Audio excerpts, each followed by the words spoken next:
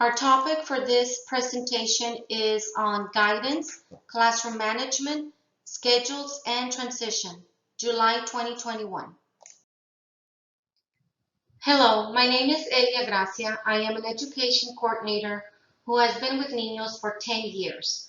In this presentation, you will gain knowledge and understanding on the importance of classroom active supervision, classroom schedules, types of transitions during the day, transitions activities from one program to another, continuity, smooth transitions, procedures, home visits, conferences, and pregnant women services plan. At the end of the presentation, please take the post test so that you may gain credits for this training. The following topics will be the main focus for this agenda: classroom active supervision, classroom schedules, types of transitions during the day, transitions from one program to another, continuity, smooth transitions and procedures, home visits, conferences, pregnant women services plan, and at the end, we'll be going over any questions and answers, and please do not forget to do your post test. Classroom active supervision. What is it? What does it look like? What is transition? It's keeping children safe. Keeping children safe is a top priority for all Head Start and Early Head Start programs. The Head Start program performance standards require that no child shall be left alone or unsupervised while under their care. Active supervision is the most effective strategy for creating a safe environment and preventing injuries in young children. Each program can keep children safe by teaching all educators to look, listen, and engage.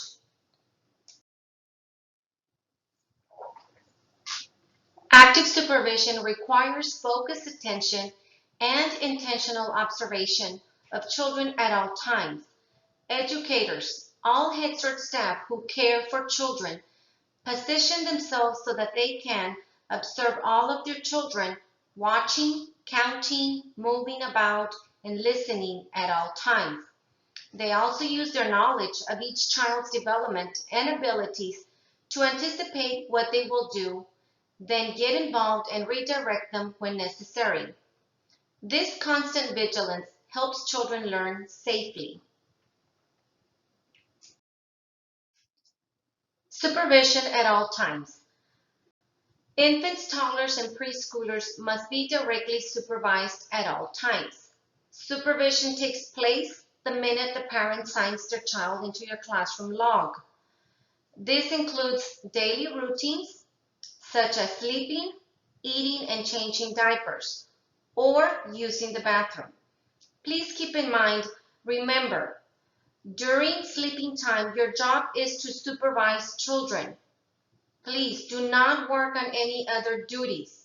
For example, you might want to work on bulletin boards, you might want to work on portfolios, but this is not the time to be doing any other duties. Your job is to just supervise the children to make sure that the children are not rolling out of their mats and that licensing can walk into your classroom and see that the child is touching the floor and not on the mat. So please, we do ask you that to not work on any other duties, but just supervise the children. Programs that use active supervision take advantage of all available learning opportunities and never leave children unattended. Educators set up the environment so that they can supervise children at all times. The following list are the 6 classroom strategies that will help you understand what active supervision might look like in your classroom. Set up the environment, position staff, scan and count, listen, anticipate, engage, and redirect. I will be going over some of the Learning Center setup areas in your classroom. ABC Center Language and Literacy Center, Investigation Laboratory, Science Center, Sensory Table, Math Center, Fine Motor Center, Creativity Station, Construction Zone, Pretend and Learn, Writer's Corner, Library and Listening Center, Technology Center, and Safe Place. I'm going to be going over the functions for each learning area. ABC Center, Language and Literacy Center. Children engage in naming letters in their first names and then naming other letters of the alphabet. Investigation Laboratory, Science Center, Sensory Table. Science experiences invite children to practice process skills and learn science content. In the Math and Fine Motor Center, math experiences engage children in problem-solving activities. Activities support muscle development for strength and control necessary for future writing. Under the Creativity Station, children use a variety of art materials to explore senses and create representations. Construction Zone. Children use blocks to construct towers, bridges, and roads, and then engage in dramatic play with their creations. Pretend and Learn. Children are able to participate in dramatic play with ample props. Writer's Corner. Children draw and write with a variety of writing implements and papers. Props or prompts may also be available. Under Library and Listening Center, children engage in reading, retelling stories with prompts or actively involved in tasks that develop key literacy skills. Under Technology Center, children become familiar with the computer and develop concepts that related to literacy, math, and science. Safe Place. It provides children a place for children to remove themselves from the group in order to become calm, regain composure, and maintain control when they are upset, angry, or frustrated. Classroom environment. Please keep in mind, setting up the environment includes a layout of the room as well as the selection of equipment and materials in the room. Early childhood environments are not static environments. Once adults and children enter the room, the environment constantly changes, and we know that. In order to keep the environment safe and secure when children are present, staff must monitor and maintain hazard-free spaces. When activities are grouped together and furniture is at waist height or shorter, adults are always able to see and hear children. You want to keep in mind that you need to have child-sized furniture. Small spaces are kept clutter-free, and big spaces are set up so that children have clear play spaces that educators can observe. So you want to keep in mind that you do not want to place any boxes on top of your shelves because you want to have clear visibility of the children. Educators carefully plan where they will position themselves in the environment to prevent children from harm. Remember, large areas are for active play. They make sure that there are always clear paths to where children are playing, sleeping, and eating so that they can react quickly when necessary. This is a time when you want to make sure that you keep children with any disabilities that are not able to move quickly. In case of an emergency, you have them close by and you are able to get out of the building as soon as possible. The following learning areas are set up to meet all children's needs and provide the best classroom active supervision practice to ensure the safety of all children and teaching staff as well. Scenario number 1 for classroom environment. Amy and Eva have agreed on a supervision plan for the children they will observe and are always counting the children in the areas closest to them, occasionally raising their fingers to show each other how many children are close to them. This helps them keep track of where the children are and to make sure no one is missing. If one child moves to a different area of the playground, they signal each other so that they are both aware of the child's change in location. Designing your classroom environment and maximize learning. Hello, and welcome to this short presentation on managing the classroom, designing environments. This presentation will provide an opportunity to think about the way the classroom space is organized, and how to optimize children's participation in the classroom spaces, how to make them areas for learning.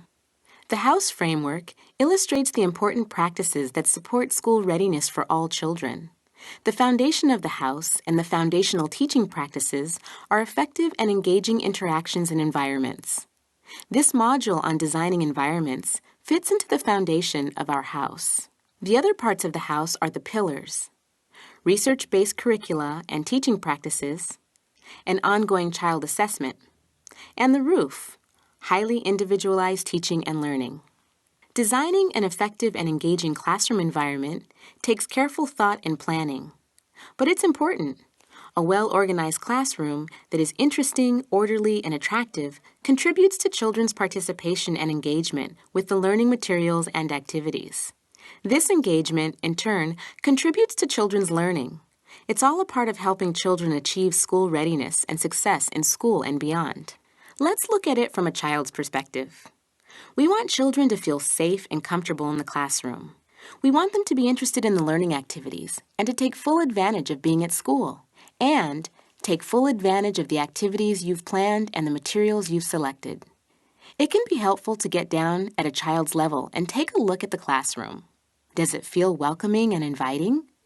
Is there enough room to move, make choices, and stay involved with a toy or activity or project? And does the room help the child know what to do and what's expected?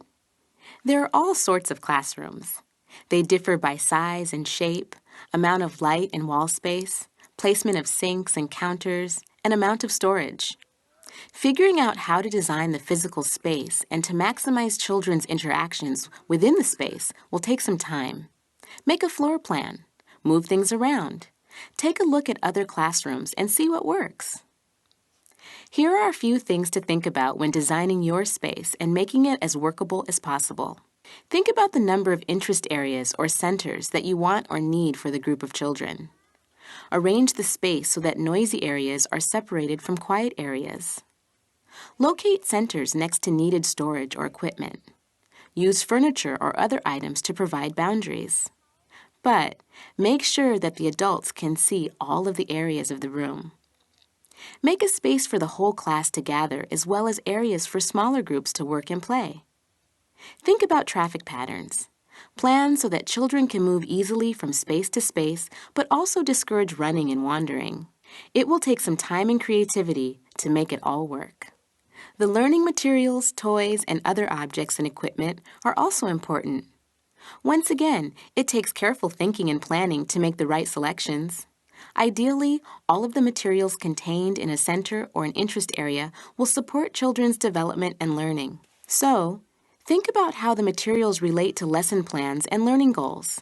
Make sure they are culturally relevant and meaningful to children's lives. Provide sufficient variety and quantity, but not so much as to overwhelm the children. And plan for integration of learning across domains, as well as what you'll need to individualize for the children in your group.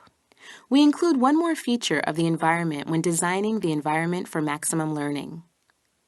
Teachers want to be intentional about how they group children, whether it's a decision made in the moment or as part of lesson planning. Match the size of the group with the purpose of the activity. Think about the children who will be in the group. Young children need opportunities to participate and learn with the whole group, smaller groups, and they will thrive with a bit of one-on-one time with an adult. The purpose of this presentation was to provide an overview of the important aspects of designing an engaging and effective early learning environment. Some of those aspects are the physical space itself. the content such as toys, materials, and other objects, and the ways that children are organized and grouped to encourage their meaningful participation and to maximize learning opportunities. You can learn more about designing your learning environment in our tips and tools and helpful resources that accompany this presentation. See examples and try out different ways to organize your own classroom. Thank you for listening.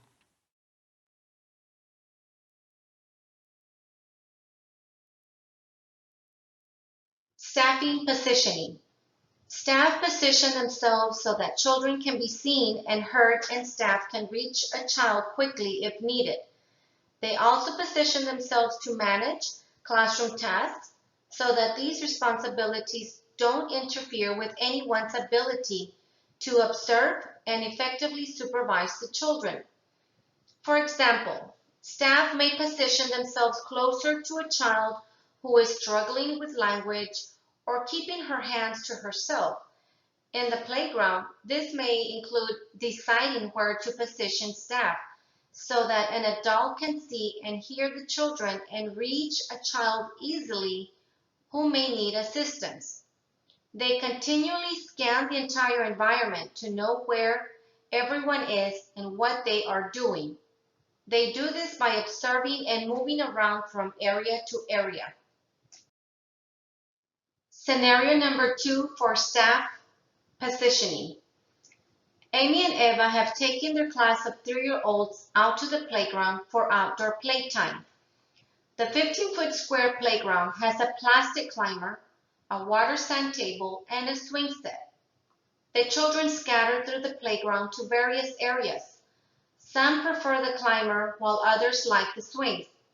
Many of the children play with the sand table because it is new. Amy and Eva stand at opposite corners of the playground to be able to move quickly to a child who might need assistance.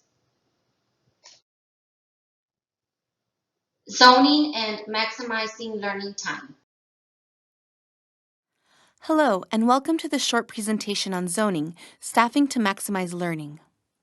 The National Center on Quality Teaching and Learning uses the House framework to organize our thinking about effective practices to support school readiness for all children.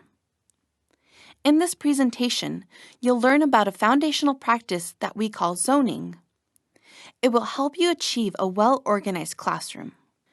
Zoning is a practice used to organize the classroom staff by providing them with specific roles and duties throughout the day. During every classroom activity and during the transitions between activities, each adult in the classroom is assigned to an area of the classroom and has a set of responsibilities to fulfill. Here is a map of a classroom that shows what zoning might look like. In this classroom, there are 3 adults, a teacher and 2 assistants. During the classroom's free choice or learning center time, each adult is assigned to an area or a zone. One adult is assigned to Zone 1, the art area and the math and science table. This teacher remains in this general area and helps support children as they participate in art, math, and science activities. Another adult is assigned to Zone 2, the block area and the sand and water table. And a third adult is assigned to Zone 3, the dramatic play area and the library corner. This is just one example. Of course, the zones will change based on the number of available adults and the layout of your classroom. But notice that the adults remain in their zone and interact with children and guide their learning. When teachers plan how to use zoning in their classrooms, it can be helpful to use a chart such as this to help keep track of who is doing what.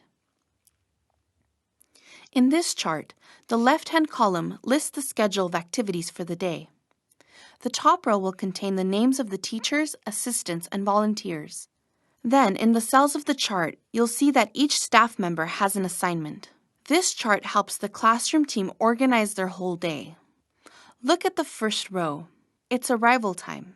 Each staff person has planned responsibilities. Person A greets the parents and children.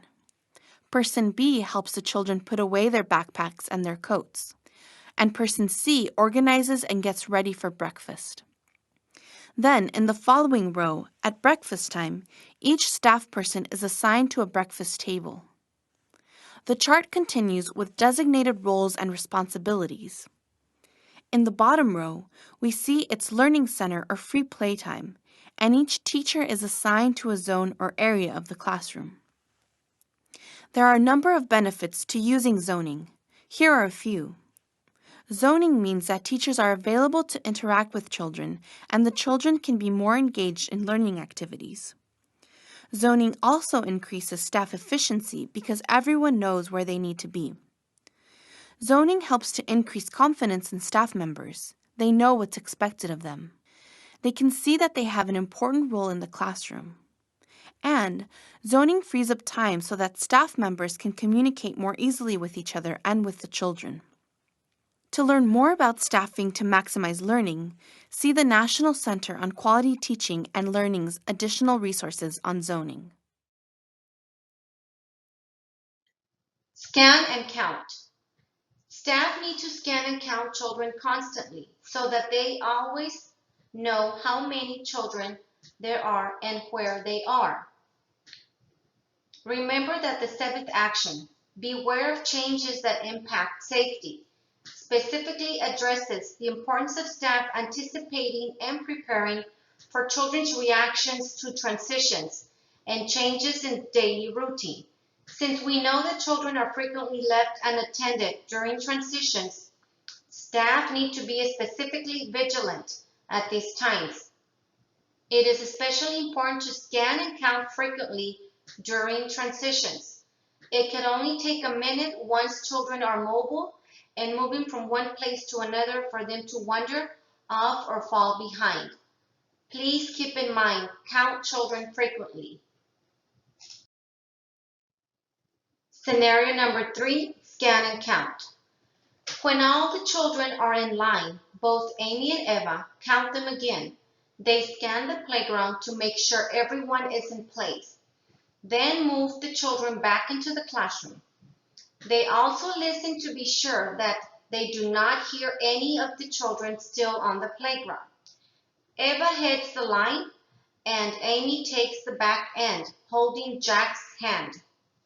So keep in mind that teacher aides are always the ones directing the classroom to the outdoor play, and the teacher is always at the end of the line. And the same thing happens when you're coming back into your classroom. The teacher aide is directing the classroom back in, and the teacher is at the end of the line. Listen. While scanning and counting provides visual cues in your environment, staff also need to listen for specific sounds, or the absence of them may signify reason for concern. Educators who are listening closely to children immediately identify signs of potential danger. Programs that think systematically implement additional strategies to safeguard children. For example, bells have been added to doors at each center to help alert educators when a child leaves or enters the room. So this will practically alert any teacher, any staff, any person that is at that particular center that someone is either coming in or walking out of the building. Please always recognize when you hear that sound, that ringing doorbell.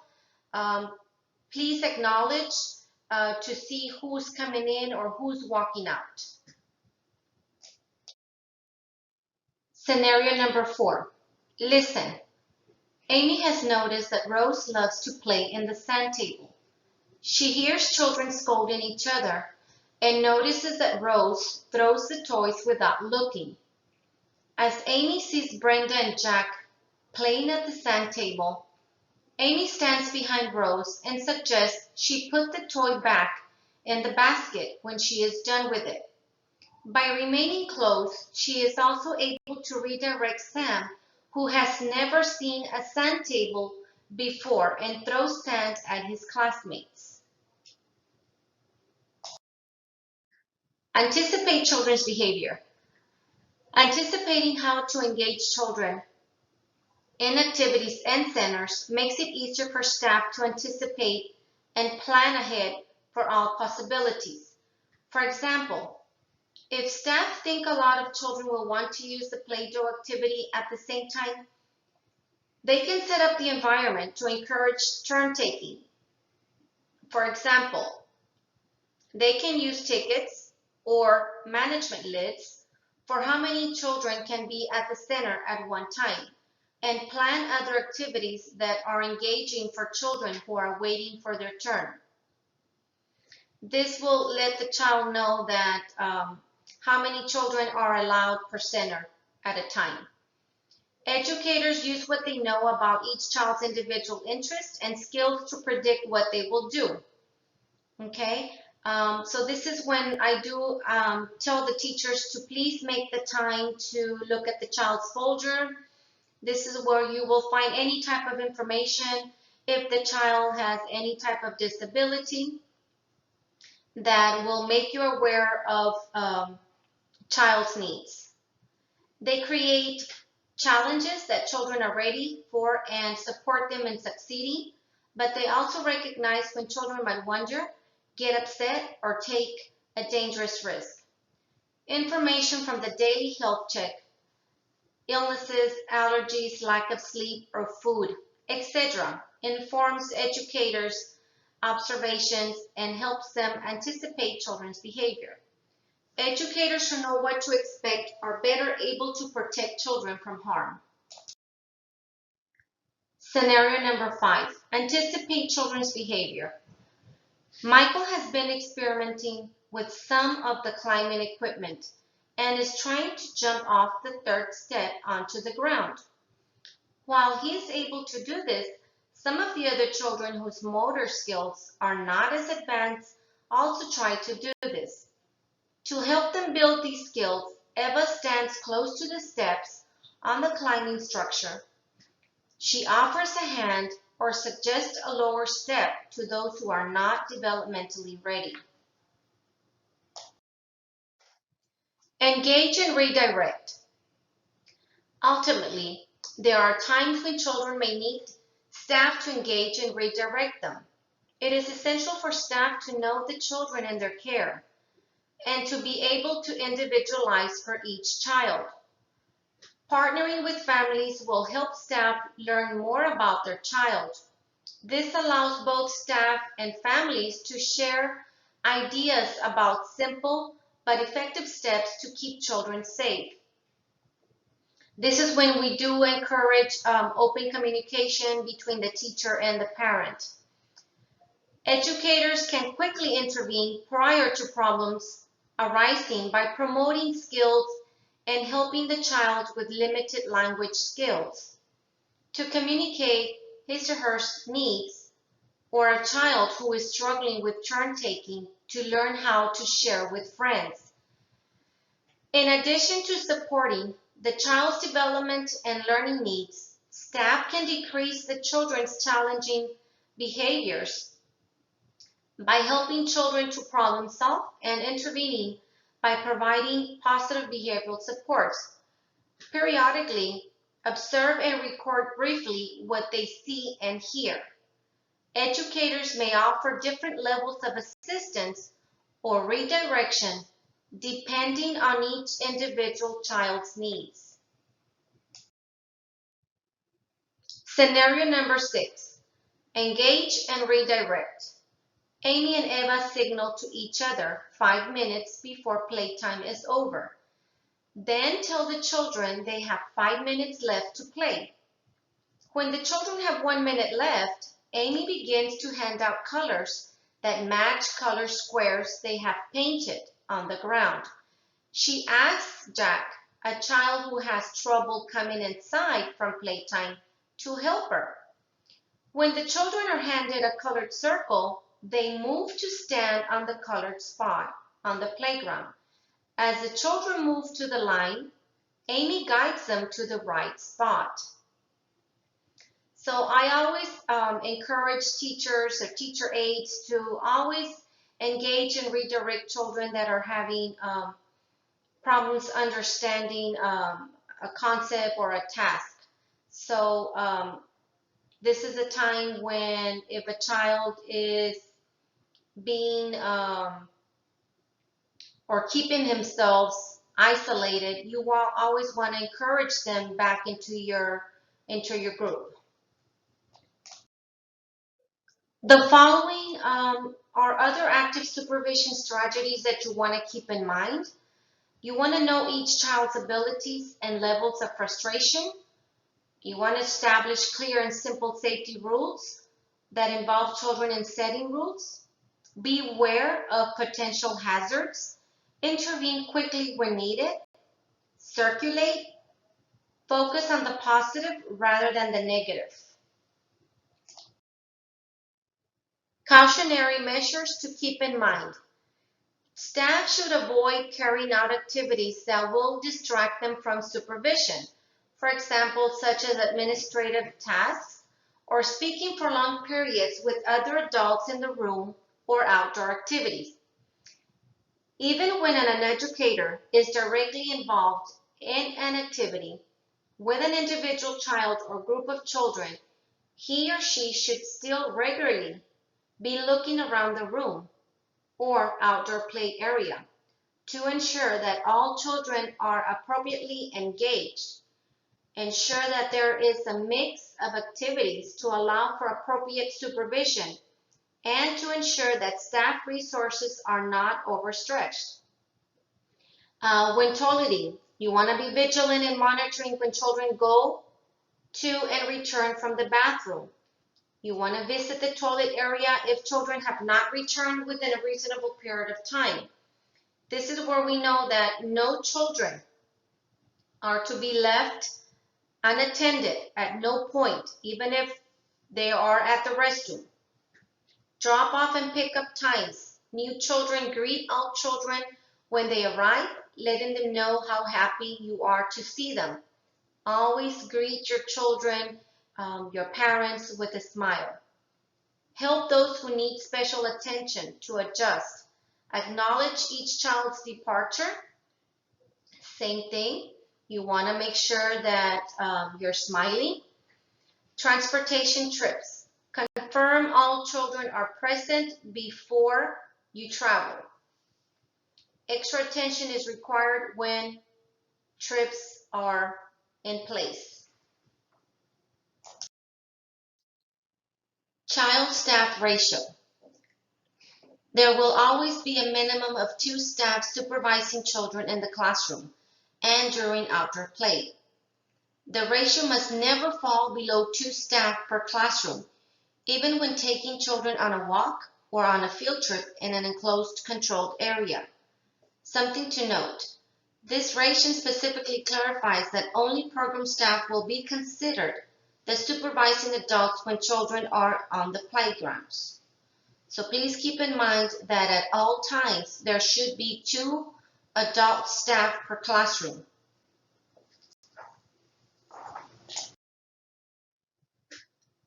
Child-staff ratio.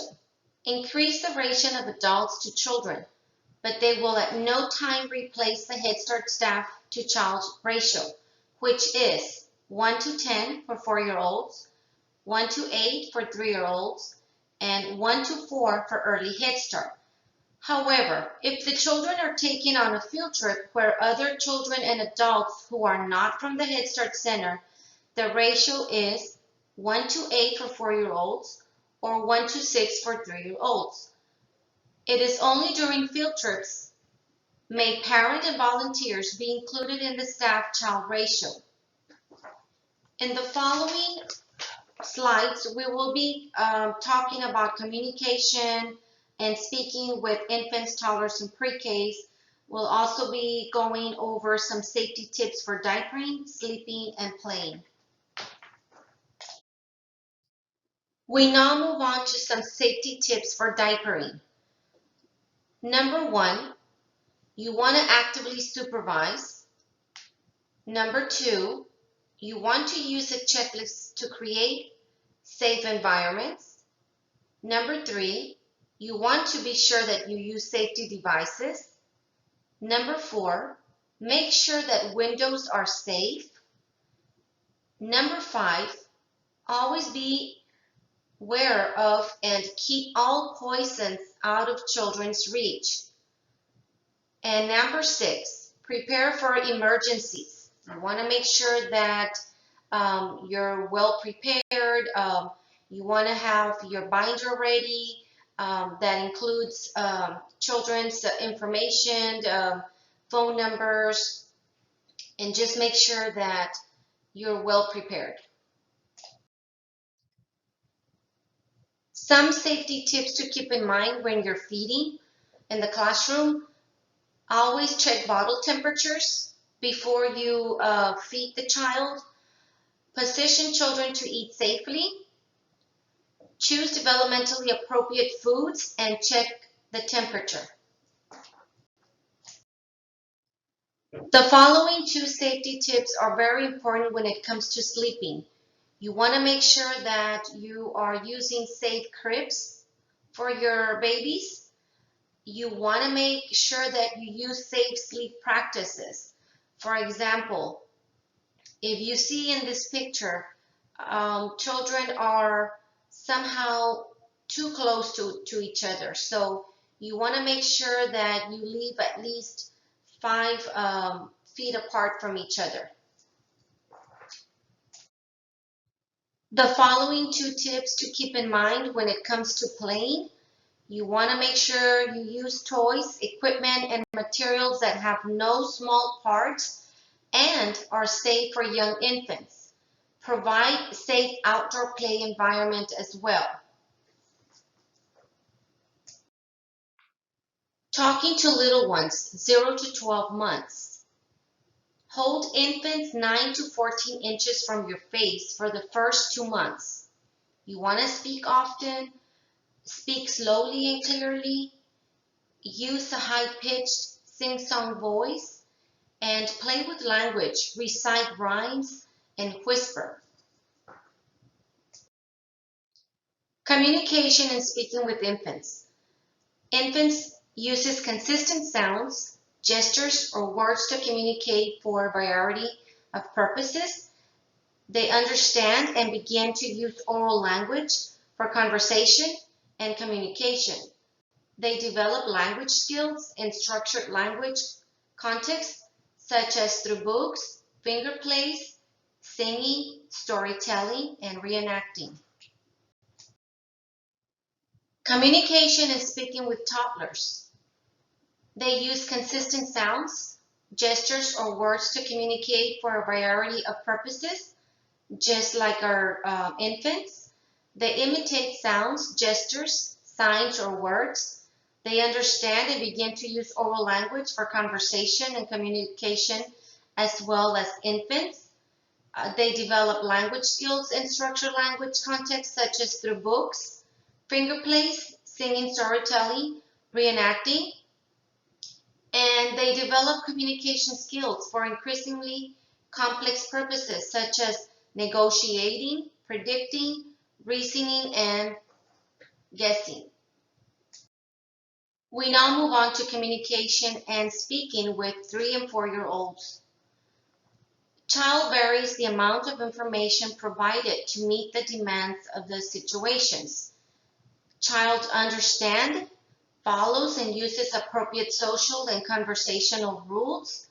Child expresses himself in increasingly long, detailed, and sophisticated ways. Minimum standards health routines. 746.3417. When must children wash their hands?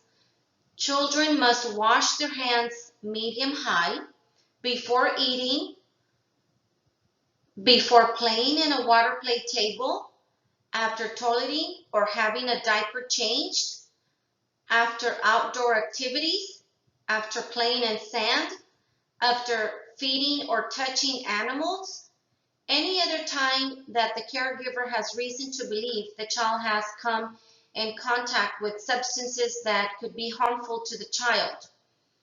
Some help from information. It is the best practice to require all children to wash their hands immediately upon entering a child care center or the child's first room. It is also a best practice to require all parents visiting the center to wash their hands upon entering the center or their child's room. Studies have shown an increase in overall health in a center when programs eliminate the transmission of germs from the home environment to the center by requiring hand hygiene for all entering the center. Please make sure children wash their hands right after outdoor activities. Direct children straight into washing area, then transition them into circle time or carpet. It is during meal times the only time teachers can take children in small groups to conduct health routines, either 3 to 4 at a time. So please keep in mind that when you're doing your health routines in the morning after breakfast, that you only take 3 or 4 at a time, and it's either boys or girls. So do not mix match and want to have children in 2 bathrooms at a time. This slide will conclude the training for classroom active supervision part. This just gives you an overview of what I covered already, which was designing the environment, staff-child ratio. I talked about field trip child-staff ratio, zoning indoor and outdoor. Scanning and counting takes place at all times.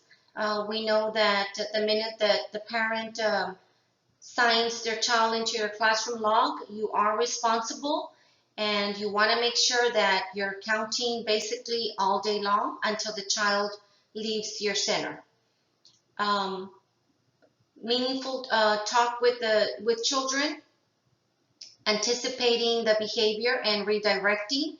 And by this, we know that we take a look at the child's folder to make sure that there's any type of information, documentation that states that the child has a learning disability or any other issues going on with the child.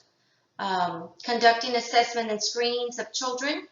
This area is very important to know that teachers are not allowed to keep children in their classrooms and not letting the child go to the outdoor place because the teacher wants to conduct assessment or screening on that child. So teaching staff need to assess children during their learning center time in the morning and in the afternoon. Recommendation will be after 2:30 when children are done with their snack, and by that time you should have less kids in the classroom. In the following slides, I will be going over classroom schedules. As you all know, every teacher has a daily schedule chart placed somewhere in their classroom, and you start with breakfast, you continue with circle time, center, snack, group time, lunch outside, play, nap time, art centers, etc. We also know that it is very important to assign leadership to children and give them opportunities to lead. And this is one area where you can assign a child to help you move the pin as you're transitioning from one activity to the next. Classroom schedules for infants pregnant to 11 months, 12 to 17 months.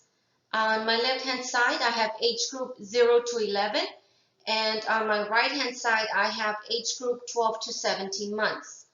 So let me start with 0 to 11. We start at 7:30, preparations for students' arrival, breakfast at 8, health routine at 8:45, outdoor nature walk, if weather permits, at 9:15, story time, transition health routines, 9:45, mid-morning snack at 10, music and movement activity at 10:15, free play exploring the environment, 10:30, lunchtime, 11 o'clock, transition time cleanup and health routine at 11:30, Carpet time, individualized activities, and nap at 12. Snack time is at 2:30. Health routine is at 2:45. Exploratory play and small group at 3 o'clock. Gross motor development and outdoor play at 3:30. Health routine at 4. Exploratory time, story, and dismissal activities 4:15 to 4:30. The only thing that changes for the 12 to 17 months is the 9:15 time. It will be free play, exploring the environment, individualized activities.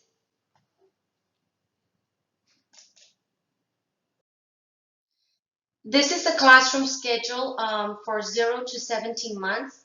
It just depends what age group you have in your classroom.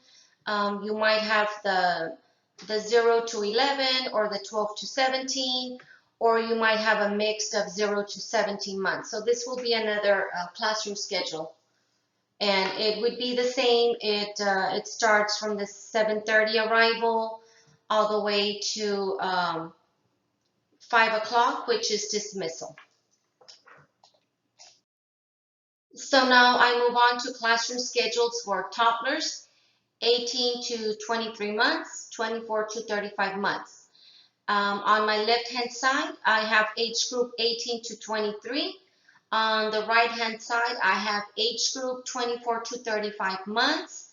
And it does change a little bit, just depending on the age group.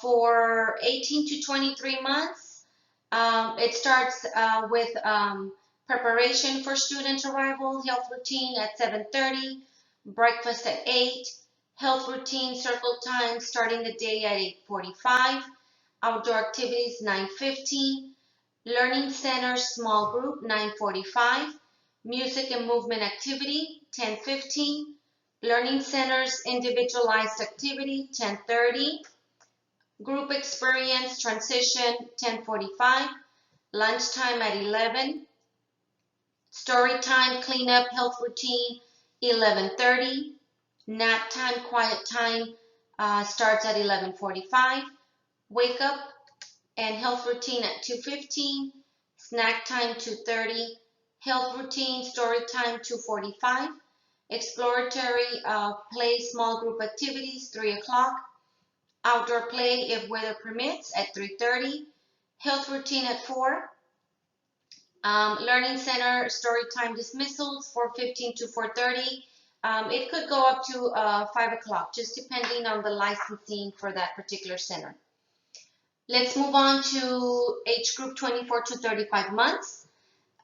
Same preparation for students at 7:30, breakfast 8 o'clock, health routine 8:45, small group rotation 9:15, outdoor activity if weather permits at 9:45, practice centers of individualized activity 10:15, moving and learning at 10:30, group experience transition health routines at 10:45, lunchtime 11, second read aloud cleanup health routines at 11:30, nap time and quiet time 11:45, wake up health routine 2:15, snack time 2:30, health routine STEM activity 2:45, closing circle at 3 o'clock, outdoor activities if weather permits 3:30, health routine at 4 o'clock,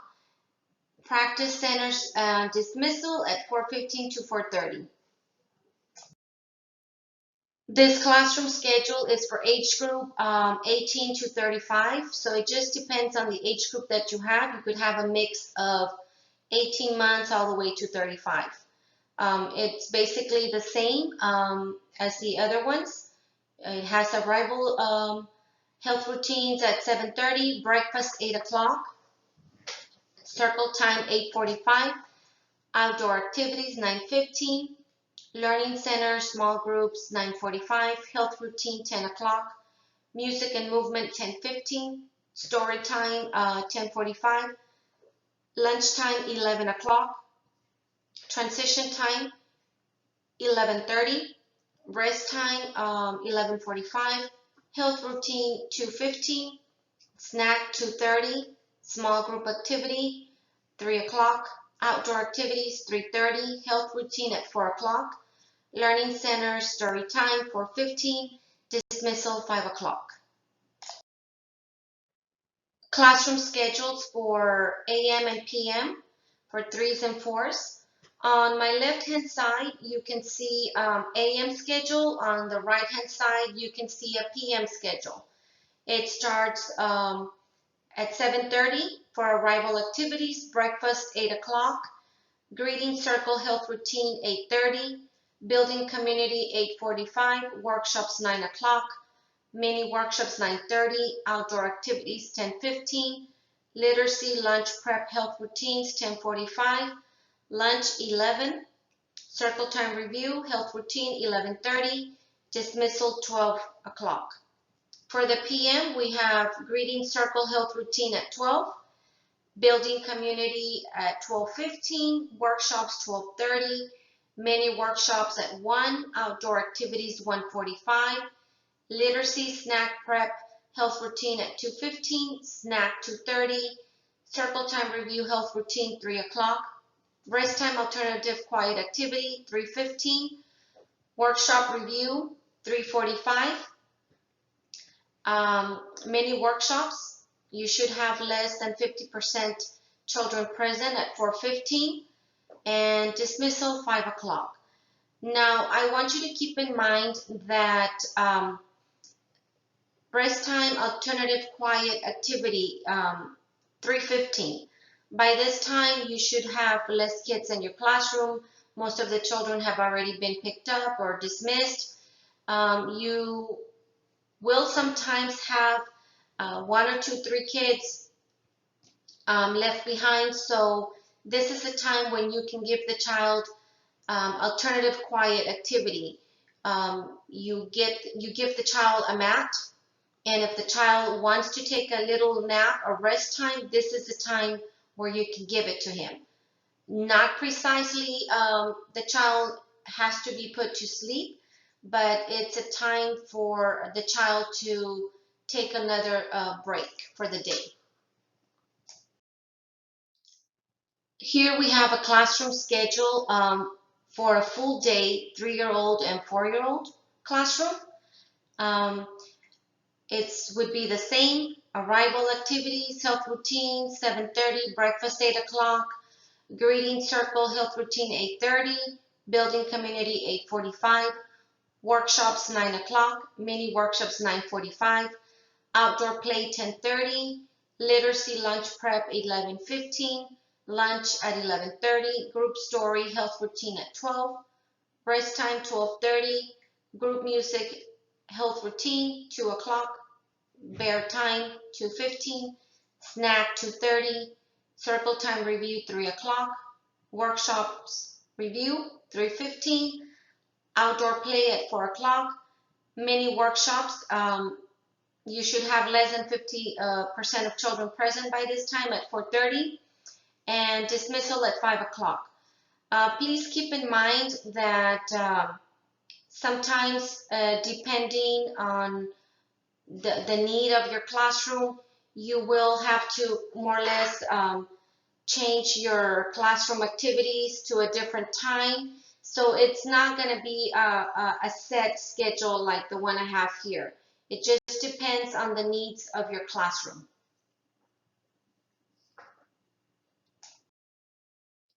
Moving on to the different types of transitions that are taking place during the day in your classrooms. Take a moment to think about how your classroom schedule looks like. We know that activities are going on before, during, or after. We see here beginning, mid, and end. We start with breakfast, circle time, small group, choice time, cleanup time, toileting time, and we know that there are some activities that have to be implemented throughout the day, beginning to mid and end of your day. Here we see the child transitioning from out to in, and So this is one type of transition activity that you'll see in your classroom. According to Head Start Performance Standards, 1302.70, Transition Services, implementing transition strategies and practices. An early Head Start program must implement strategies and practices to support successful transitions for children and their families transitioning out of early Head Start. Early Head Start and Head Start programs must work together to maximize enrollment, transitions from early Head Start to Head Start, consistent with eligibility provisions in Subpart A, and promote successful transitions through collaboration and communication.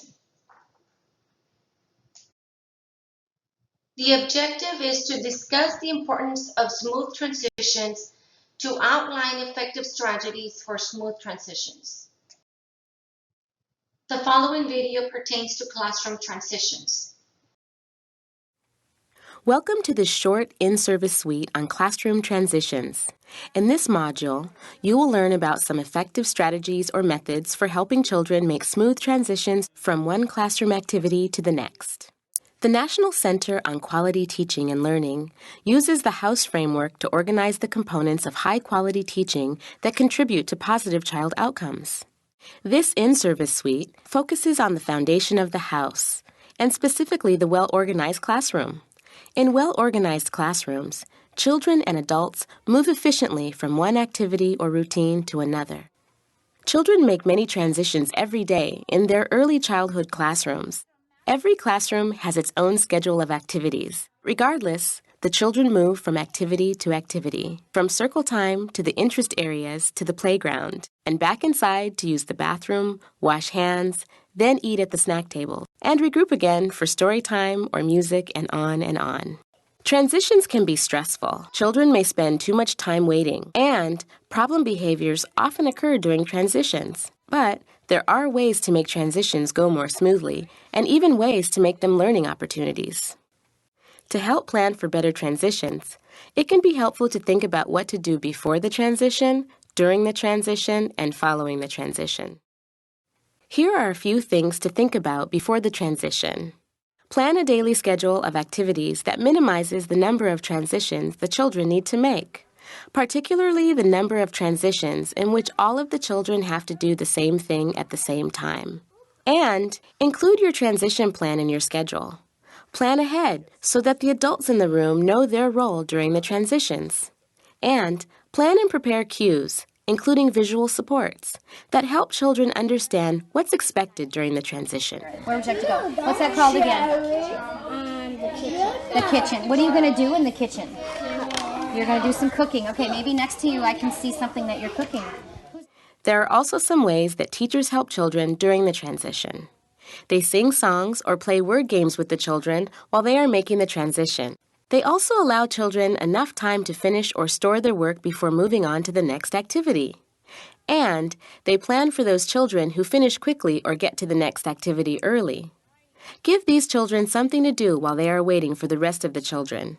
Or make sure there is an adult ready to receive them and get the next activity going. Are you using the computer or are you writing on the lab board? I'm writing on the map. Okay, so let's take your pass over to the cozy area. Take your pass with you to the cozy area. All right? Because someone else may want to use the computer. Okay? Learning how to make transitions can be difficult. During and after the transition, be sure to acknowledge the children's efforts by providing positive attention and words that tell them you recognize their appropriate transition behaviors, such as cleaning up and putting things away, and stopping one activity to move on to another. The children are learning how to be a part of a group and how to follow the routine. Let them know you appreciate it. Transitions can be the most stressful and challenging times of the preschool day. But by planning ahead, making a schedule that eliminates unnecessary transitions, and using music, games, pictures, and more, teachers can make the day go more smoothly and help children become more confident and independent as they learn the classroom routine. Check out our tips for teachers and useful resources to fill your teacher toolkit with ideas you can use. Thank you for listening. Transitions between activities. Transition refers to a change between activities, multiple settings, and programs. Why is it important? Transitions are time-consuming, idle waiting, challenging behavior. They can be stressful and frustrating. The ability to transition is a critical skill. These are some strategies to support transitions before the transition. You want to minimize the number of transitions. You want to plan for what adults will do during transition times. You want to teach children the expectations, and you want to provide verbal and nonverbal cues. Some strategies to support transitions during the transition. You want to engage children.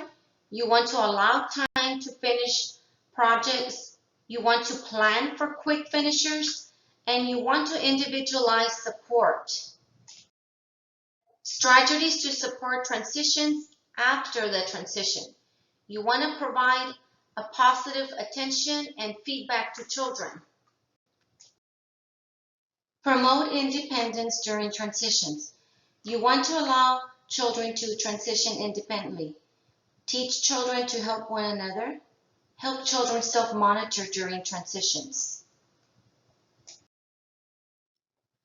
As you can see here, it's an outline of the different type of activities that go on throughout the day in your classroom. You do have different transition activities that have to be implemented, starting with breakfast, toothbrushing, and etc. And here you'll have some strategies that will help you make that transition smoother and give you ideas of what you can talk to the kids about, communicating back and forth. Here you see an outline of circle time from the beginning, middle, and end. One thing to keep in mind is to always make sure that your materials are ready ahead of time, because you want to have a productive day in the classroom. And always have open communication with your coach, just in case you do need extra support in regards to children having problems transitioning. There's different type of activities that can be used in the classroom to help you make this transition easier. So let me just go over circle time at the beginning. At the beginning of circle time, be predictable to bring children into a sense of community, effectively question to show prior knowledge and connect to clear objectives for circle time. Student autonomy and leadership. Teacher makes considerable effort to ensure that children are involved in administrative tasks. For example, morning meeting, instead of taking attendance, the teacher may ask a student to count the number of students present and write it on the board, being aware of students' abilities. Also, during reading circles, teachers should be familiar with the book and ask prediction questions to pique interest in the book, possibilities, or if familiar. So these are some of the strategies that can be implemented during this type of transitions. And then you move on to the middle part of your circle time, which is another transition. The teacher is flexible in his or her plans, goes along with students' ideas, organizes instructions around students' interests and needs. For example, if students are talking about snow outside, so the teacher incorporates this into weather discussion. The teacher might say, I heard some of you talking about it's snowing today. Why do you think it is snowing instead of raining?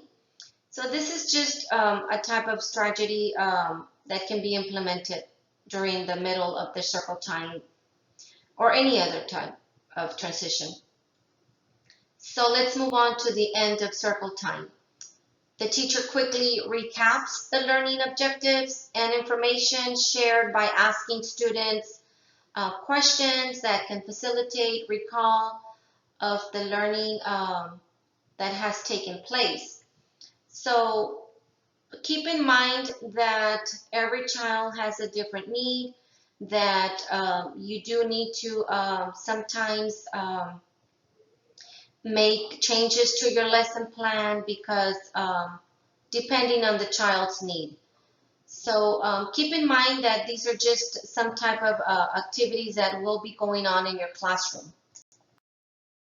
Moving on to small group time, the same, it's an outline of what goes on in the beginning, the mid, and the end of this activity.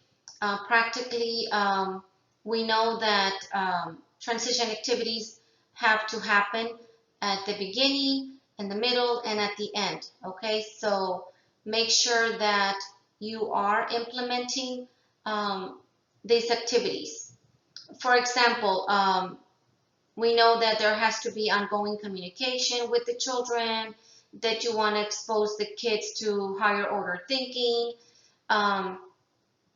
But regardless of everything, supervision always has to go on. Keep in mind that not because you have a small group, that does not mean that you do not keep an eye on the rest of the children that are dispersed around the other areas in your classroom.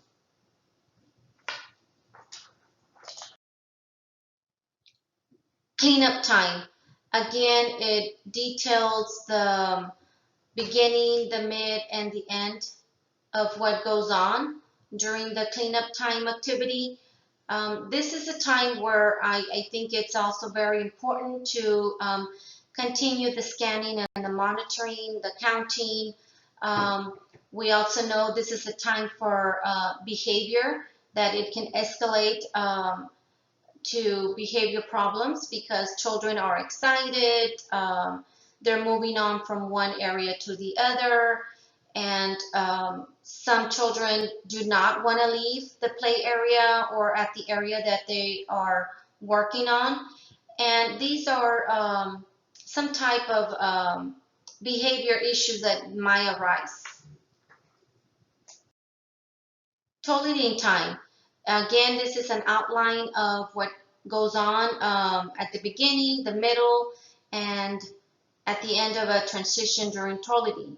Keep in mind whether children are diaper changing, potty training, or taking a bathroom break, the teacher needs to warn them prior to the time, unless you are in a situation where preschoolers can go on demand. Remember, active supervision at all times. Teachers need to assure children their toys or work will still be there for them when they come back. If a one at a time approach is taken, teacher sensitivity, responsiveness have to happen. Teachers should self-map actions and have conversations during diapering, language modeling, relationships.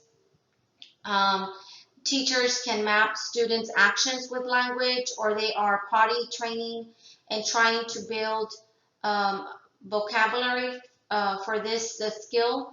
Language modeling is taking place here. Teachers can transition older preschoolers through an activity related to learning while they are waiting for their friends to finish. For example, keep waiting students engaged with counting, finger plays or songs, I Spy, rhyming games, etc. Okay? So at the end of the transition and toileting, teachers should make sure hand washing takes place at every age. Ask older students, I wonder what could happen if we didn't wash our hands. Okay, so this is another transition activity that you can use during toileting time. And it is very important to keep in mind. Remember, active supervision still has to continue. The following transition activities can be used within the classroom. For example, we have post office and we have Mexico. For post office, it would be more like a little song in the tune of You Are My Sunshine, and the tune of Mary Had a Little Lamb can be used for Mexico. We also have Earth and Aquarium that can also be used as a transition activity before, during, or after. Keep in mind that we are required to implement these type of transition activities. Both transition activities for My Country and Zoo can use the same tune of bingo. Clifford's Corner for Safe Place also has a transition activities song that can be used. Clifford is a big red dog. He's my friend like Emily. Friend, friend, friend. My friends are Clifford and Emily. Please keep in mind that we also have other classroom transition activities that will be going on during the day. For example, classroom commitments can be used at the beginning of the day. Our daily commitments can also be another transition activity. Safe Keeper Box. Kindness Tree can also be another daily commitment as a transition activity. Common strategies, as we know, can help children when they're having a bad day. At any point during the day that you feel you need to interrupt your lesson because you see that a child is just not having a good moment, you can right away implement one of these 4 strategies, which is the drain, star, pretzel, or balloon, and can be used as a transition activity as well. Safe Place can also be used as another transition activity. We know it's a place for children to go calm, regain composure when they are upset, angry, or frustrated. We move on to transitions from one program to another. These are the 3 different types of transitions that go on throughout the year. We have transitions from classroom to classroom, transitions between programs, which is early Head Start to Head Start, transitions from Head Start to kindergarten. Transitions from classroom to classroom. In the early Head Start, infant to toddler, infants visit the toddler classroom they will transition into daily for 15 to 20 minutes a week prior to the actual transition. Toddler to older toddler.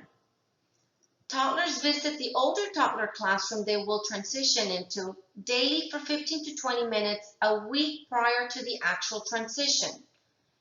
Head Start, 3-year-old to 4-year-old. 3-year-olds visit the 4-year-old classrooms from 10 to 15 minutes every month, January, March, and May, 6 months before transitioning. Transitions between programs, early Head Start to Head Start. Older toddlers visit the Head Start Center once a week for 6 months before transitioning out of the program. Early Head Start children that are 3 years and are ready to leave early Head Start will transition to the Head Start Center if they are determined eligible and developmentally prepared to enroll in a 3-year-old classroom in Head Start, or eligible to enroll in a public school setting as per age requirements. Space is available or to the first available vacancy in the community. If space is not available at the Head Start Center, the child will be placed on the center's waiting list and may remain in early Head Start until a vacancy is available in Head Start or until the following school year. Early Head Start parents that do not wish to continue services or no longer qualify for the Head Start services are referred to Child Care Management Systems, CCMS, or surrounding child care centers. If parents do not wish to continue services or no longer qualify for Head Start, the child is transitioned out of the program into the home within the 10 working days. Family service worker conducts and introduces family to a staff-parent transition conference in which final documentation of the child's final transition location is discussed. Transitions from Head Start to kindergarten. Please keep in mind that the following activities may not be able to take place in person, but can most definitely be taking place virtually. Parents are encouraged to attend and join PTA, PTO in October at their child's local kindergarten campus early in the year. 4-year-olds take field trips in October, January, and April to the campus where they will be attending kindergarten for a campus tour. Parent-staff transition conferences are held in December to share how the program has helped the family transition into Head Start and family plans for the next school year. Local school district personnel are invited to speak at the parents' meeting in February and March about the parents' rights and responsibilities, parental involvement, special programs, and kindergarten registration requirements. Kindergarten teachers are invited to visit and observe the Head Start classrooms as well.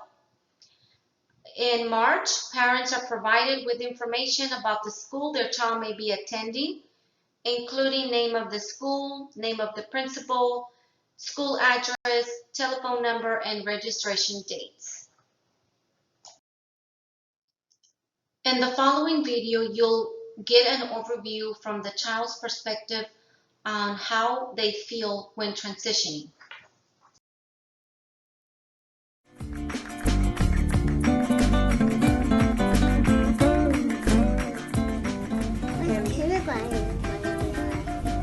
It's going to be really fun when you move into kindergarten. I just think ABCs. You have to be quiet when the bell rings like circle.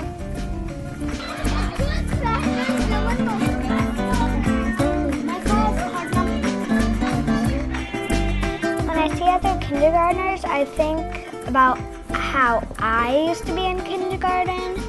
You had to line up from alphabetical order of your first or last name. And I lined up for like recess and lunch and going to the library and PE and music. Why do you line up? So I don't get a glob. I'm waiting until everyone is in a nice straight line in the middle of the hallway. Yeah. For leaving play court or leaving school or arriving, you have to walk in a straight line. Get on the school bus and just drive to school. When I rode the bus for the first time, I felt nervous. Welcome to the bus, to my bus. Actually, for 3 years of school, I rode with my dad because I forgot about the bus. It has yellow everywhere and it has black windows. It gets from home to here, then from here to home. This is my class, but this is the light. If you have a big problem or a small problem, Kelso will help you. You have to bring a backpack and a coat. If you get a sack, pack some of your things in it for show and share. I was wearing first day of school clothes. On my first day, I thought I wouldn't make any friends, and then I did. I was nervous that the other kids would be mean to me. I was scared to have a new teacher. But I was scared. I didn't know where everything was and stuff. My mom helped me find my seat. And I was sad too because my mom was gonna leave. But until I saw my mom in the hallway, she gave me a hug. My teacher said all the parents have to leave. I gave my mom a hug. We sing our morning song, and then we go to our journals and then put them in our folder. We listen to the teachers. We read with our friends. We learn math. Sometimes we wrote stories together. We learn the schedule. And we go to gym. And do music. But you have to, I don't know how to snap. Shaking the maracas. We do journal. What did you write about in your journal today? We write how we're feeling, like if we're scared, sad, mad, happy. And I forgot what we were talking about. No, when we're feeling safe. You check out books on the day where you have library. I learned how to do better at art. I learned how to draw regular people instead of stick people. We draw pictures, and in the hallway we hang it up. The parents come and look at them. I learned how to write my name and last name, how to write apple and flower. The popcorn words are the, was, he, and they. The popcorn was pop, pop, pop. We go on field trips, but not today. See those pumpkins over there? That one with the pointy stem is mine. We went to the pumpkin patch, and we learned all about pumpkins. That's a picture of it. My favorite thing in kindergarten is lunch. Lunchroom. You need to eat, and that's all. I'm eating. In preschool, you didn't get to pick where you got sit. And in regular school, I got to buy my lunch and pick where I sit. So it could be next to a friend. What do you play with in school? I get to go outside of free toys. Mine is too. At preschool, you got to really play and you didn't have to do anything. And at kindergarten, you kind of have to learn that alphabet and learn how to write and stuff. I like to play with my friends. I like to play inside a classroom. I wish we could play more in kindergarten. Kindergarten's fun. Kindergarten rocks. Goodbye, goodbye. Whoa, we gotta go. Yeah, yeah, yeah, yeah. Goodbye, goodbye. Whoa, we gotta go. Yeah, yeah, yeah, yeah.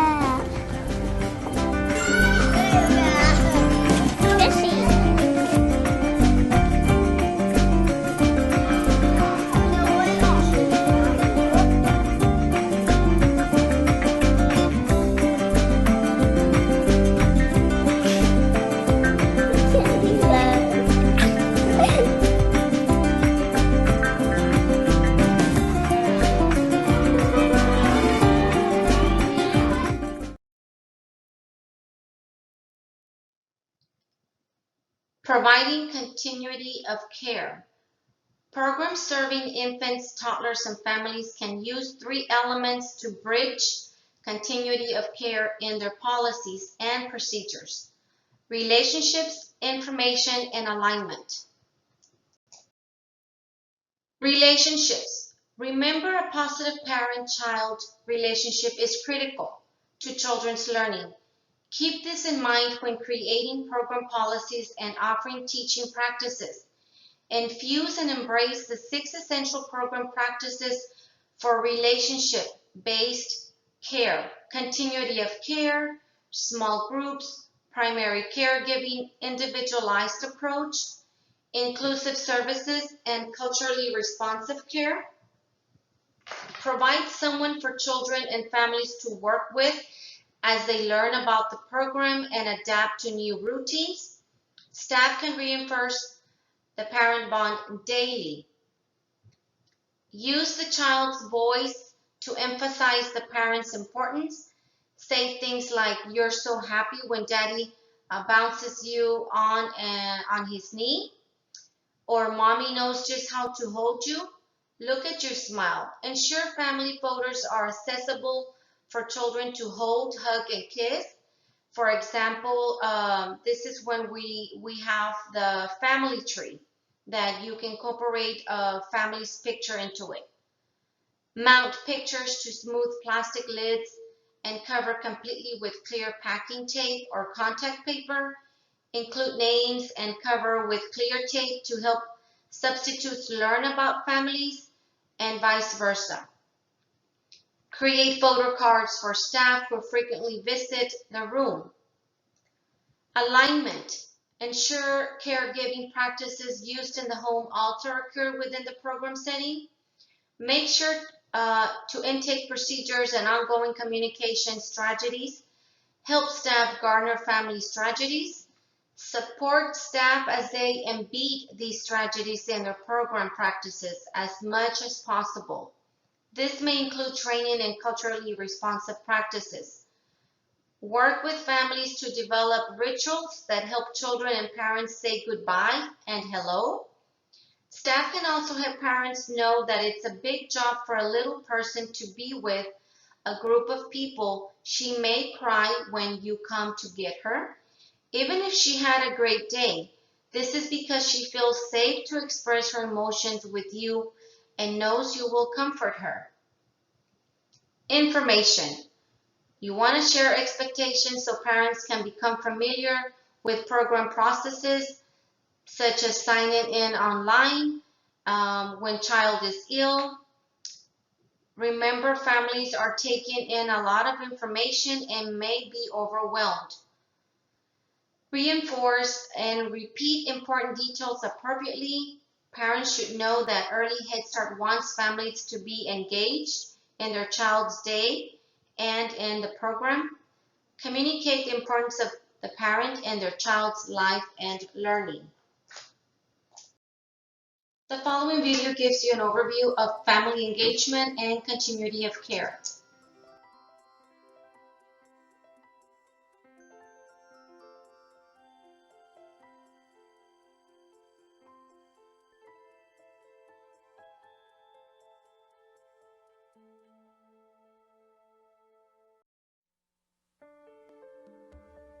Learning to transition from one thing to another is an important skill for young children to achieve and can make a difference in success in school. It starts with small things, like transitioning from play to cleanup, or inside to outside. It might mean a transition from home to an early childhood program, or moving from one classroom to another. For Head Start children, like all children, one of the most important transitions is going to kindergarten. The transition to kindergarten is a major event in children's lives, and it's associated with a range of emotion, including joy, excitement, uncertainty, and fear about the unknown. These emotions are experienced by everyone involved, including families, and families likely need to be guided through the transition as much as children do. Laguna Pueblo is a close-knit community just west of Albuquerque, New Mexico. As part of its parent, family, and community engagement efforts, Laguna's Head Start Center of Excellence works hard to help smooth the transition process. Your next word is we. W-E. We just take a holistic approach to everything that we do here within Laguna. We have all of our curriculum aligned, we have all of our school system aligned with the Head Start.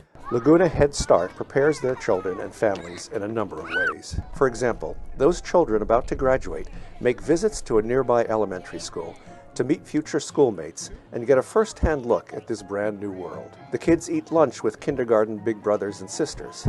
We're going to go on a little chalk walk. And get to do fun activities. They have a blast. Parents and families play an important role in the transition process. Research has shown that when parents are involved in their children's transitions, children are happier and more self-confident when they get to kindergarten, and that helps them become better learners. Laguna engages families throughout the child's last year in the program. It's an ongoing process that begins from the beginning of the year. There are several different opportunities for parents to participate in that transition. Through parent-teacher conferences, talk to parents about how your child's accomplishing their goals and how that will help prepare them for kindergarten. We have something called a kindergarten showcase where we invite all the schools to come and have an opportunity to meet with parents. So when the kindergartners come in, they'll be in 2 new rooms. Our purpose is to make children and their families ready for kindergarten. The way our program works is that we also have that same question to the schools. Are you ready for our children and families? Parents have the opportunity to talk to representatives of the area's 4 schools to learn about their philosophies and practices. We have been tracking the way children learn nowadays. Okay, so in Laguna Elementary School, we have spent a lot of time, especially the last 3 years and this year, in redeveloping our teachers. The kids are active in their learning. It's not me standing up there saying A, B, B, come on guys, come on. It's the kids who are doing it. It's the kids who are working together to do their learning. And that makes it more fun for them, it makes it more interactive, and they get excited. They get answers from administrators and teachers to their questions about what the school's expectations are. So what we do is we get them ready, because these are the benchmarks right here, for the kindergarten. What their child's day will be like. This is our daily schedule, our AM schedule. And how crucial their role as parents is to their child's success. The school day doesn't end with me. Once that bell rings at 3 o'clock, I send them home back to you, and then you begin that learning. Parent, family, and community engagement makes a difference. When early childhood programs, schools, communities, and families all work together in collaboration to transition children to kindergarten, they're all better equipped with the information and skills they need to make that transition successful.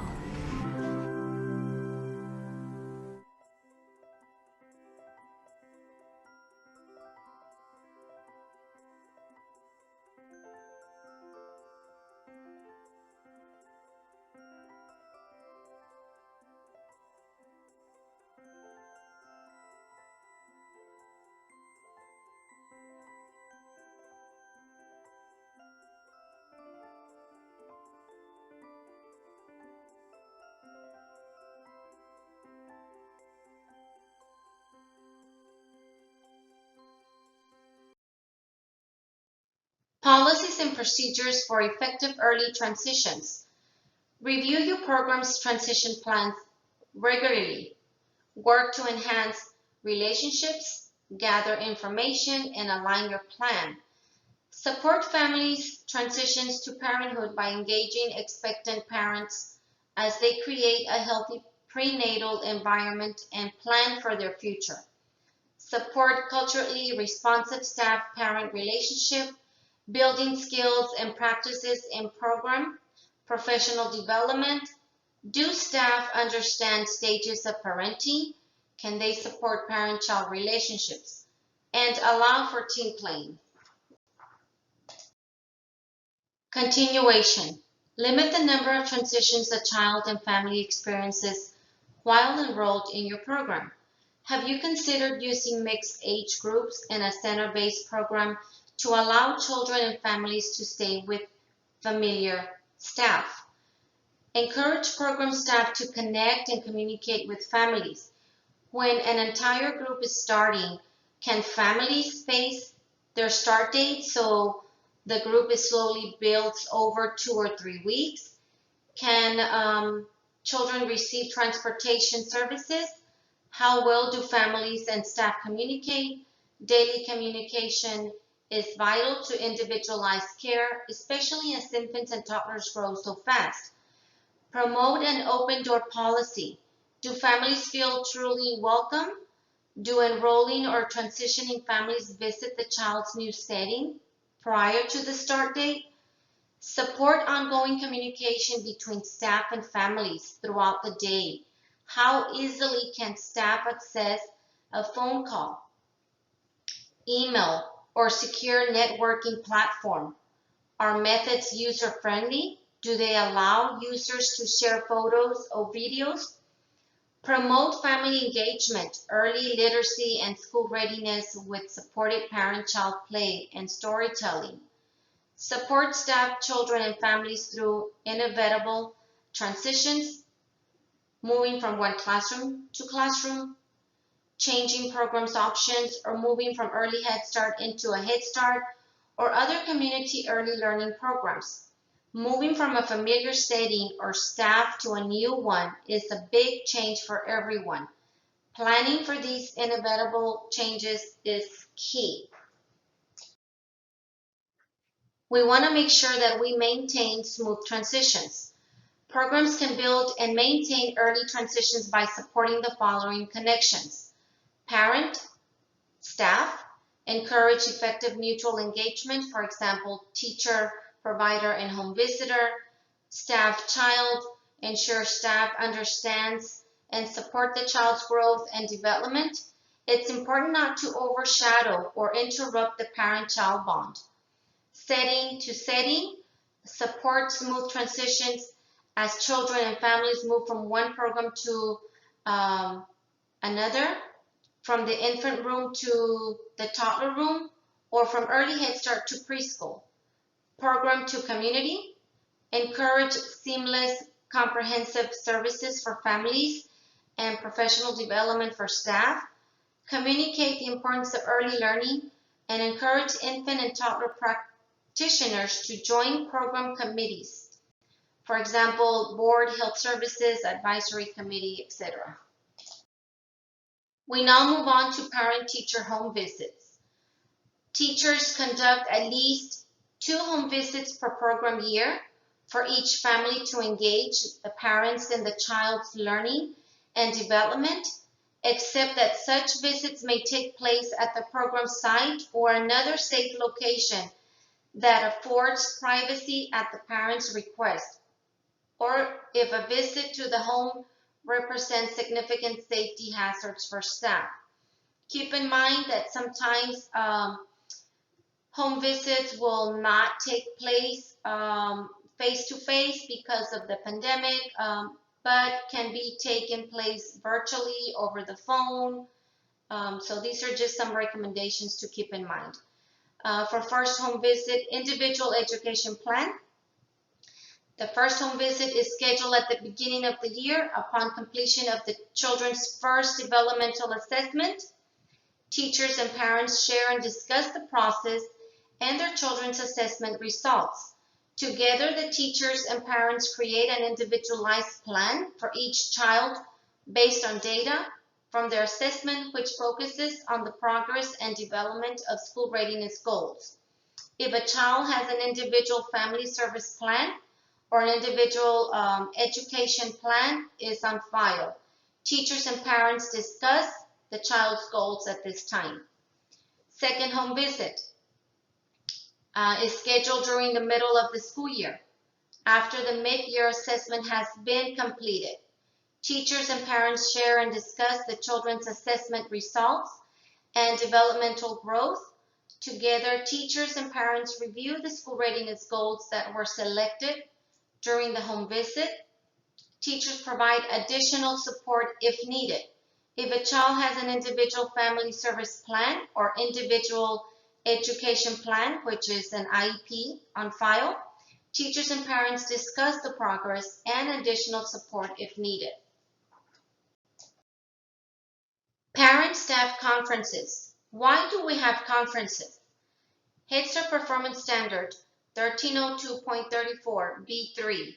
Teachers hold parent conferences as needed, but no less than 2 times per program year to enhance the knowledge and understanding of both staff and parents of the child's education and developmental progress and activities in the program. Initial parent-staff conferences. Teacher and parents share and discuss the screening results.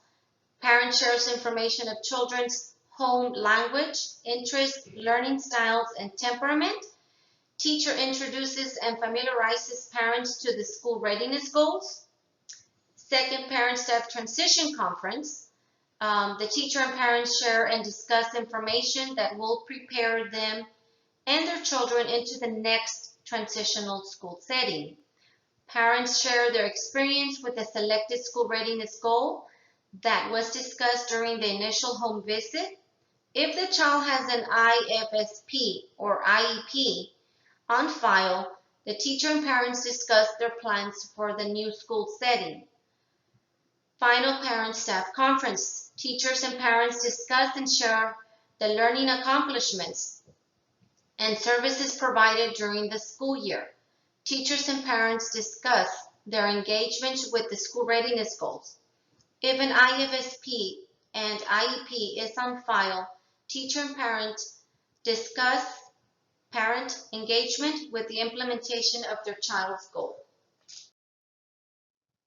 So we now move on to Pregnant Women Services Plan. We have 3 topics: enrolled pregnant women, prenatal and postpartum, family partnership services. Pregnant women, 1302.80, enrolled pregnant women. Within 30 days of enrollment, a program is determined whether each enrolled pregnant woman has an ongoing source of continuous, accessible health care provided by a healthcare professional that maintains her ongoing health records and is not primarily a source of emergency or urgent care, and as appropriate health insurance coverage. B, if enrolled pregnant woman does not have a source of ongoing care as described in paragraph A of this section and as appropriate health insurance coverage, a program must as quickly as possible facilitate her access to a source of care that will meet her needs. C, a program must facilitate the ability of all enrolled pregnant women to access comprehensive services through referral that at minimum include nutritional counseling, food assistance, oral health care, mental health services, substance prevention and treatment, and emergency shelter or transitional housing in case domestic violence. D, a program must provide a newborn visit with each mother and baby to offer support and identify family needs. A program must schedule the newborn visit within 2 weeks after the infant's birth. Prenatal and postpartum, 1302.81. Prenatal and postpartum information, education, and services. A, a program must provide enrolled pregnant women, fathers and partners, or other relevant family members the prenatal and postpartum information, education, and services that address as appropriate fetal development, the importance of nutrition, the risk of alcohol, drugs, and smoking, labor and delivery, postpartum recover parental depression, infant care and safe sleep practices, and the benefits of breastfeeding. B, a program must also address needs for appropriate supports for emotional well-being, nurturing and responsive care, giving, and father engagement during the pregnancy and early childhood. Family partnership, 1302.82. Family partnership services for enrolled pregnant women. A program must engage enrolled pregnant women and other relevant family members such as fathers in the family partnership services as described in 1302.52 and include a specific focus on factors that influence prenatal and postpartum material and infant health. A program must engage enrolled pregnant women and other relevant family members such as fathers in discussion about program options, plan for the infant's transition to program enrolled, and support the family during the transition process where appropriate. I will meet with you the last 15 minutes of your training.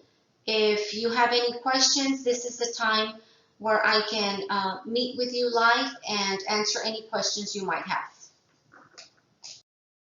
We have now reached the end of our training. Please make the time to answer the 3 questions for your post-test to make sure that you do gain credit for this training. There are 6 safety tips to supervise infants and toddler children. True or false? Transitions refers to a change between activities, multiple settings, and programs. True or false? Programs serving infants, toddlers, and families can use 3 elements to bridge continuity of care in their policies and procedures. True or false? I want to finish the training with a little quote here. We can do this. We're educators. We're born to make a difference, by Rita Pearson. Thank you once again for attending this training. I really hope that you use this information as you go back to your classrooms for this new school year. I want to wish you the best of luck, and come back with open-minded and ready to challenge a new school year.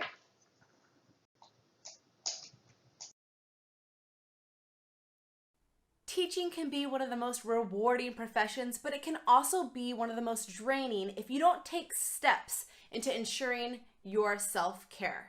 Today, I'm going to share with you 10 tips on how you can make sure that you are pouring into yourself before you pour into your students. Welcome to my channel. My name is Michelle Griffo, and I am so excited you're here. On my channel, I like to share my 11 years of teaching experience with you, as well as all things fashion, lifestyle, and lipstick. If you haven't done so already, please consider subscribing to my channel. You do that by clicking the subscribe button down below, and then every time you hop on a YouTube, you're notified of my newest video. Today, I'm going to share with you 10 ways on how you can make sure that you are taking care of yourself before you take care of your students. Number 1, start your day with a beverage that you enjoy on your way to work. You can make coffee at home, run through Starbucks, drink tea, whatever is your favorite thing to get you out of bed and know that you get some sort of reward on the way to work. It's simple, but it really helps. Number 2, make sure you have boundaries on how much you work. If you're a teacher, you're probably passionate and driven, and you want to make sure you pour into your students' lives. But you also need to make sure that you can stop and take time for yourself. Otherwise, you'll be working around the clock. A couple ideas on how to make sure you set up boundaries for yourself is pick a couple of days you're going to stay late throughout the week, and then make sure you leave at a reasonable hour the other days. Also, I like to make sure on Saturday and Sunday I take one of those days off completely. That includes browsing Pinterest for ideas for my classroom, prepping. All things teaching are put on pause one day a week. That really makes sure that I can invest in myself as a human being and take my teaching hat off for a day. Number 3, try to rest during your lunch break. On the days I found myself working straight through lunch, the end of the day is here, and all of a sudden I am just exhausted and spent. Versus the days that I actually take a lunch break, I find that when the end of the school day comes, I still have more to give. So what I like to do is I spend my lunch break relaxing, actually eating, maybe going for a little walk outside, leaving campus, getting lunch with a coworker, spending time catching up on text, personal emails, something that involves fueling myself as a person. Then, parts of my lunch break, or some days you can't avoid it, you have to prep or work a little bit during lunch. But it's really important to take time for yourself every day during the school day on one of your breaks. Number 4 is use your sick days and mental health days. Right off the bat, when I started as a teacher, I got this impression that I should feel guilty for having a sub, or that I weren't owed those days. Those days are written in your contract to where you should be able to take them for yourself if you're not feeling well mentally or physically. Don't feel bad or guilty. Your students will survive, the school will survive without you there, and things will go on. A thank you note goes a long way. So if another teacher or a staff member has to make up and sub for you while you're gone, take that day, do not feel guilty, but write a thank you note after telling how much you appreciated it. Because there are going to be days where you have to step and pick up the slack from someone else, but that shouldn't stop you from taking days that you need. Number 5 is find a bestie you can connect with at work. It makes the day so much more enjoyable when you have peers at work that you look forward to see. That can be one person, it can be the whole staff. I know it's hard entering a new school or even a new grade level and kind of feeling like you're a lone wolf, but pour in and try to find and make connections with people on campus. It doesn't have to be your grade level.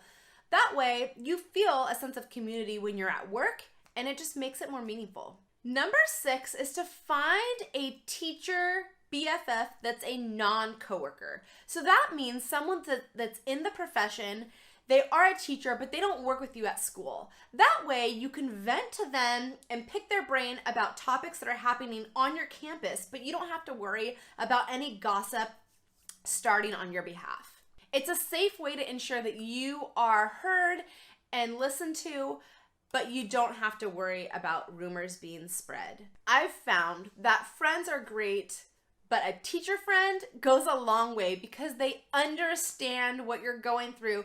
The teaching profession is crazy. You are a professional shaping young minds, but you're also dealing with these really interesting scenarios of raising children. So those two combined, really only a fellow teacher can really understand. Okay, number 7 is kind of personal to me, and I've just noticed I feel better when I make time to actually go outside during the day. As a teacher, your classroom's inside. Depending on the building, the hallway might be inside, and I found that the days where I literally am inside from the beginning of the day until the end, I kind of crave sunshine.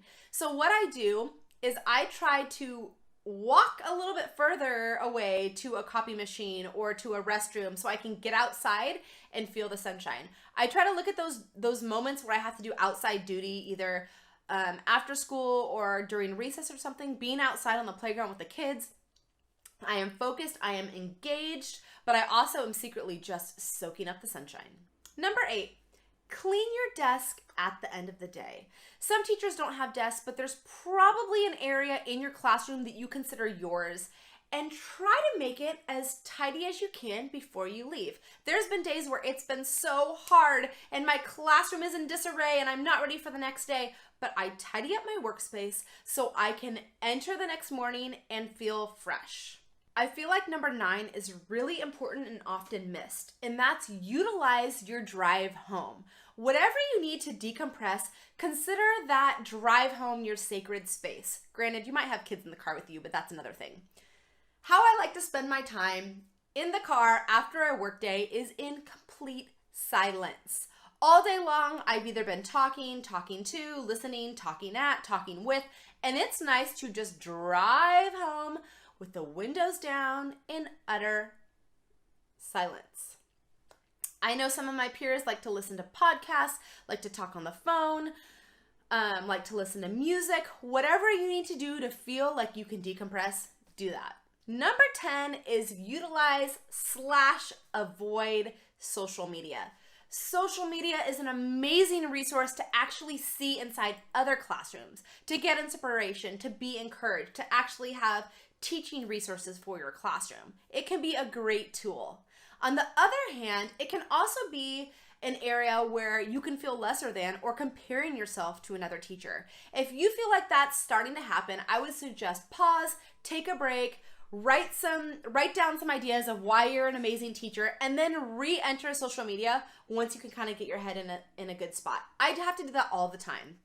Don't feel bad about it, but I would pay attention to when that's starting to happen to take a break.